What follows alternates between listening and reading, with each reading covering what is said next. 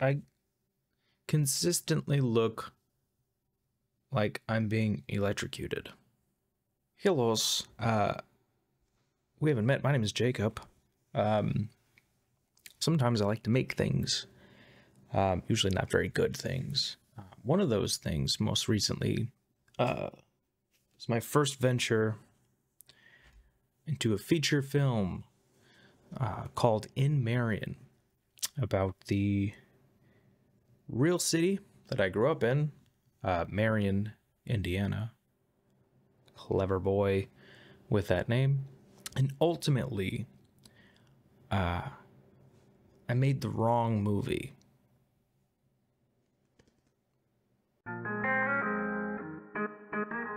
To be honest, I don't really know what the point of this, whatever this thing is, other than I'm a narcissist and I like to hear myself talk. But there are a lot of things that I learned about making the movie, so I thought I would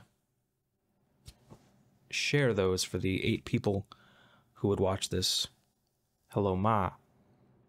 Little backstory. So I wrote this movie years ago, and it is my, if not my, one of my worst scripts, easily.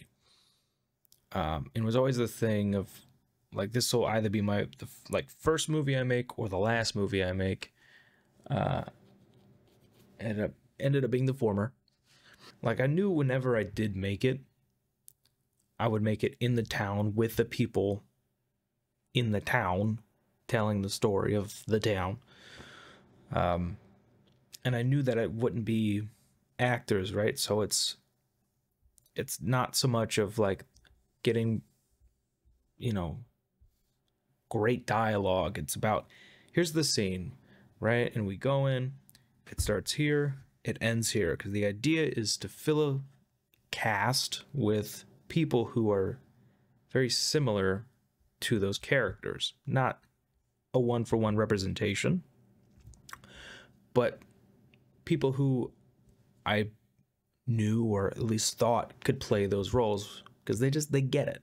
They've been in similar situations, right? They've had similar experiences. For example, my Aunt Susan, she plays Diane in the movie. She does the best fucking whole thing in the movie. She's great. And my direction was, you're an angry mom who drinks. She goes, got it. The idea of it came from, originally my brother I was living in Indianapolis at the time for school, and he would text me like every other day of like, oh, so-and-so deed, so-and-so died, such and such got shot up, yada yada. And a lot of towns, like my town, they're not the most prosperous. They're not the most inviting. They're not the most well off. It's, which is great in some aspects, because wealth kind of puts everybody on the same level if you don't have it. And it can be very colorful, it can be very dynamic, and you get a lot of different views and opinions because you're on a level playing field with each other. Not that everybody was, there wasn't inequality in some aspects, but for the most part, like the way that at least I was raised, the people I grew up with, it was very open, you know what I mean? Which is nice. But towns like Marion can be very cyclical, you know what I mean? They can be very hard to escape from, because it feels like you have to escape from them. But for most people, they just kind of stay, and they get stuck in this cycle, and they, the old adage of being, it says in the movie of, you stay and you do drugs, or you have kids, or do both. The story centers around 3 main characters in different parts of their life, either trying to have more or get out, or just maintain. And what seems like the construct of the town looming is causality for them to be upset or being mad, or blame the world for their problems in a way. I'd moved to California, and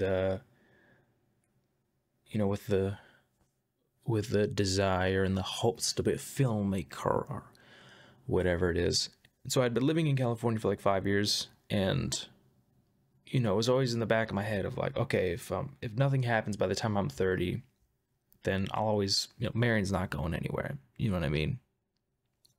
And to be fair, I didn't really try very hard to make my ambitions realities. You know what I mean? I just kind of did some stuff, but not enough. And so I was 27 at the time, and I'd been on here for a few years, and I'd built up a life. I had a job that I liked the people I work with, but I didn't really care too much about the job. Like, it wasn't a career, and I didn't feel super respected in it, and just kind of stuck and complacent there, I guess.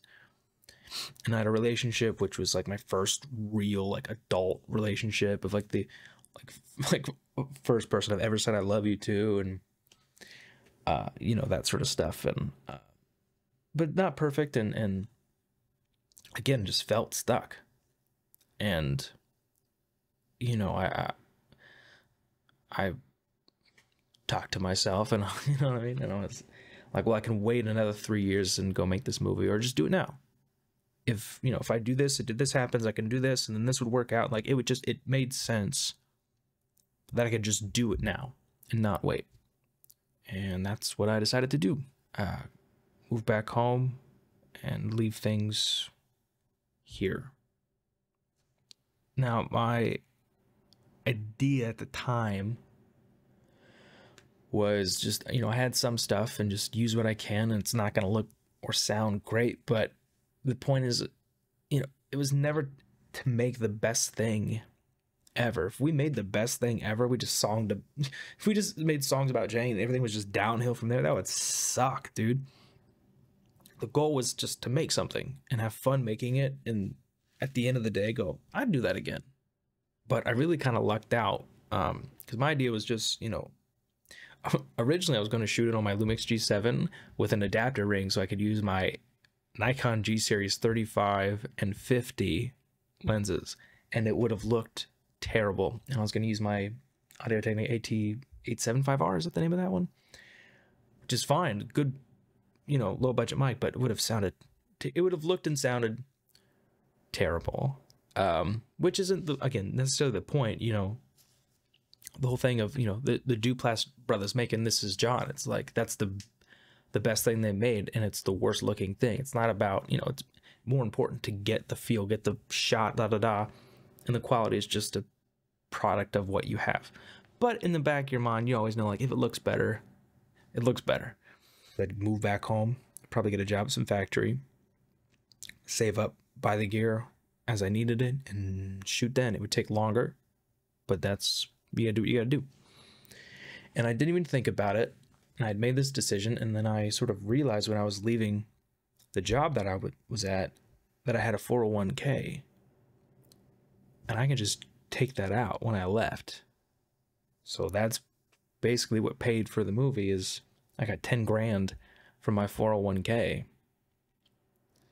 Now, that's not what I expected or had planned for or anything like that, but that's like the main lesson that I learned kind of throughout this whatever, is it may not be the plan you thought it would be or the story you intended it to be, but it's whatever it is, like, it's your story, so embrace it.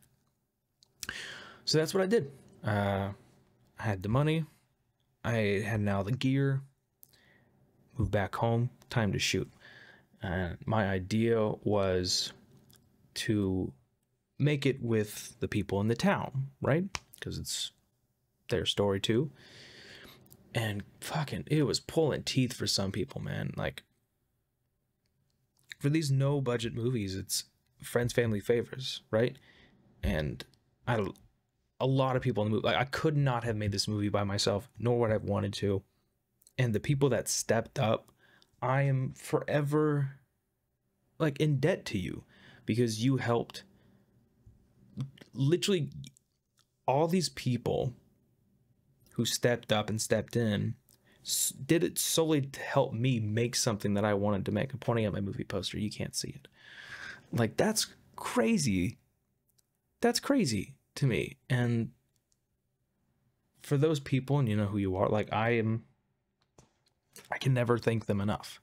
Even if it's the fucking worst movie anyone's ever made, like, we made it and it's ours. And I'm super appreciative of that.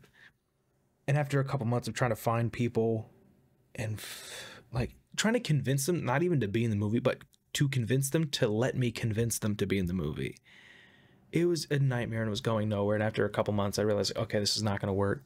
I need to like hire some actors, at least for the main kind of meaty roles. Like, I could do one role and then I could have my niece play my daughter. And there's like comfortability there, there's familiarity, like it would have worked easily. So that's what we did with my role, but I still needed some other cast members. And I had a couple people like, oh yeah, but a lot of flakes, you know what I mean? It just didn't end up coming to fruition. So I put out a casting call and I got Megan, John, Henry, Alyssa, and the four of them, I mean, honestly, lifelong friends. We still have a text chat group thing. I wrote them today, and there were a few roles that, like, you know, I assumed that my Aunt Susan, my Aunt Rita, my mom, like, they'd all help out. But there were things like, you know, Andre, I've known him for fucking over a decade, like 15 years almost at this point, but you know, he's got a wife and kids. I wasn't sure of his availability. Turk, I just met when I came back home, and he seemed creative, but it's like, I don't know, his commitment. And those two especially, like, were the most fun to have on set, and like always entertaining and always trying to have fun and like learn from the process. And they were all incredible. I think they're all super talented, and they gave me their time, they gave me their effort, their commitment, their opinions, like, and I could not have asked for more. And those people, again, like, you're forever, I can never repay you enough, honestly. For me personally, it was I'd call it was the best, worst year of my life. Because I got to make this thing with these great people, and we had a lot of fun. There's not a bad day that we had on set, honestly. But you know, personally for me, it was a lot of questioning things, you know, of did I make the right decision? I left all this stuff behind to follow this dream that I don't even know if I'm good at, you know, because I like to hold myself to a very high standard, and when I don't reach that, it's very disheartening and frustrating. And again, the goal wasn't to make the 10 Commandments or whatever. It was to make something. Just make it. And we did. And I set a goal for myself, and I said, hey, give myself a year. And we did it almost exactly a year. Now with, you know, little to no money and resources, it's difficult for sure. A lot of things change. A lot of things are just not feasible. You have to rewrite, you have to restructure, you have to reset a lot of things, and you have to do it very quickly and on the fly. And that's a part of the fun in a way, but that's just directing, right? It's problem solving, and you just figure it out. Like, okay, this isn't going to work. We have this location for this amount of time. We thought it would be this amount of time. Okay, he's got an outdate because he's going back to Texas. Okay, this isn't going to work because your niece broke her arm. Like, okay, and you figure it out. Okay, if I change this, I move this, I go there, and I go here, and you figure it out, right? And while it's not the biggest cast or crew at all, example, here's the most amount of people we had on set for one day. Lily's not here and Cammy's not here because they stopped by to have little cameos. That's a funny joke, Cammy cameos. But mostly it was 3, maybe 4 people. And if I'm not on camera, I'm behind camera. The actors, when they're not on camera, they're behind the camera helping a couple times with camera, with boom, whatever it is. Katie has a small cameo in the movie. And she would come down with John, and we could not have done nearly as many things without her. She was a huge part of this, as was everybody, but she did a lot. She did a lot, and again, super grateful. But ultimately, we were very collaborative. My favorite moment maybe is we were filming a scene with John and Alyssa, and Katie was there, and we were waiting for it to get dark, so we had a little bit of time at the location, which was my Uncle Billy's house, where we were kind of going through the blocking and going through the scene, and it wasn't quite working for me because personally I felt that Alyssa needed a bit more for her character.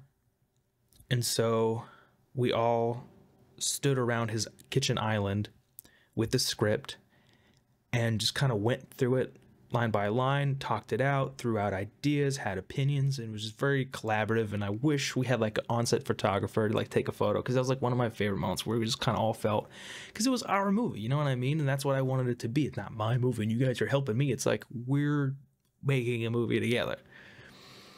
And there's a lot of fun days like that. And honestly, the harsher scenes in the movie, it's a weird way to say that, were some of the most fun. Like Susan kicks ass in the movie, and she is my favorite like shot in the movie. And we have the most bloopers with her with anybody. Here's my favorite blooper. We needed help. Your dad needed medicine. I had to get that new catheter. That's what you went to. Someone was telling me about someone with a catheter recently. I know. What was it? You just say he needed medicine. And a catheter. And a catheter. The catheter will just be for us. Oh, it's a good one. Yeah. So there's no negative that I have from making this movie. As far as making the movie, going back, could I have done things to make it better? Absolutely. There's not a single thing that cannot be done better with this movie, but like, it's our movie. But the problem is, it's not the movie that I should have made. The problem was I was trying to make a quote-unquote Hollywood movie, and to make a better product, what I should have done is take these elements that I have, take these people who were helping be in the movie and all this stuff, and build on top of that, not try to force them into other characters. Now that's acting in a way, right? And that's part of it, but most people in the movie are not actors, and it would have lent itself more to more realism, more earnesty. You know, it needs to be more of that documentarian type of, you know, Chloe Zhao style of filmmaking. For example, one thing I did when I was back home is I would shoot and edit these rap battle events. Shout out Raw Talent Battle League. They were a lot of fun. Like, I met a lot of cool people. And there's one shot in particular in the movie where I'm using the exterior as like an exterior of a party scene that's going on. I don't know if it really works that well, but like, I should have utilized that more. Like, there was a lot of production value. There was a lot of quote unquote extras. You know, there was a stage and lights and people in this environment that I should have utilized more of. Me trying to put this weird veil over the movie to give it this quality aspect, but all that really does is muddy up the waters. And what I should have done is looked at my script, threw it away, look at what I had, built upon that, and then shoot that. In some elements that would have been much more difficult, it probably would have taken much longer, but it ultimately, I feel, would have been a better product. It doesn't come off as real at all. Like, honestly, like, there's talks about like crime and stuff in the movie, and there's way more crime. It's way more gritty in the town than it actually is in the movie. Like, well, I remember we were shooting the robbery scene downtown, and John and Katie got there early, and they were just kind of taking photos and all that stuff. And that's actually how the day we got the posters. Katie took shots all from downtown, and she made this poster. And so I meet them downtown. I'm like, are you guys ready to shoot? And they go, yeah, we're just going downtown. Dude, we love all these like abandoned buildings and broken windows. It looks like a set. It's just like, well, that's just the way that it is. But you know, we didn't get any shots of the abandoned buildings or the broken windows. You know what I mean? It's like, it's in my head, it's like, oh, the audience will just interpret that part, but that's not how movies work. Like, you need to show me those things, like take advantage of those things. And ultimately I did not do that. And this is a part of the learning process, right? Like, obviously now I see this, and not that even if I would have done that, it would have been a great product, but I think it would have been more like, you know, at least honest in a way. We made the film. It is what it is. And I'm very proud of the work that people put in. I'm very happy that we got it done, and I have this poster on my wall, and I made these lifelong friends. And while there was a lot of doubt and depression and questions on my side of it, I remember there was a week where I stayed up for 5 days straight because I was just in this, oh, I made some this was a bad idea. I was working 12-hour days at a factory, and like I was not sleeping, and I was like, that was a fun week. I was like hearing shit. That was a good day. Like, ultimately, it's while it's not to the standard that I know that I can get to or want to get to, it's our movie, and no one's gonna take that from us. I'm currently in the process of putting it on Amazon and all that stuff. We went out, we sent it to a couple festivals, just a handful. It did not get in anywhere, which was expected. We submitted to Sundance, Slam Dance, Santa Barbara, and South by. All the S's. Got into none of them. And I could have submitted to a bunch of other festivals, some like lower name festivals, but for me, it's like, I honestly, if your movie gets into a festival you've never heard of, who gives a shit? But I did learn a lot from this process. Mainly, you know, I would rather try and fail than fail not trying. And whatever you think your life's gonna be, whatever you plan your outcome or whatever, it doesn't matter, honestly. Like, if it works out for you, great, I hope it does. But if it doesn't go the way that you expect or you plan or you hope, that's okay. Because whatever does happen, that's your story. So embrace it.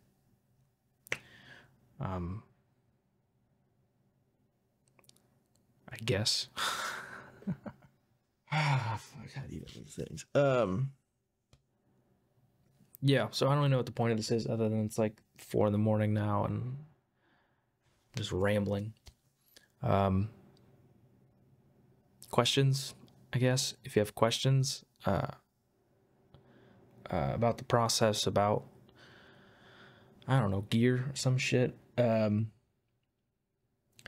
I guess this is fucking turned into a commercial for the movie. Good God. In the whole time, my fucking head in the background. Wow. Yeah. I call this Narcissist Corner. I have a director's chair that I got as a wrap gift. Thank you, Megan. A couple movie posters. Picture that, oh, you can't see that picture, so I won't even point it out because it'll make me look even worse. But a picture of my fucking face is like, that's all you need. What a piece of shit. I have my own face on my wall. Why? The end?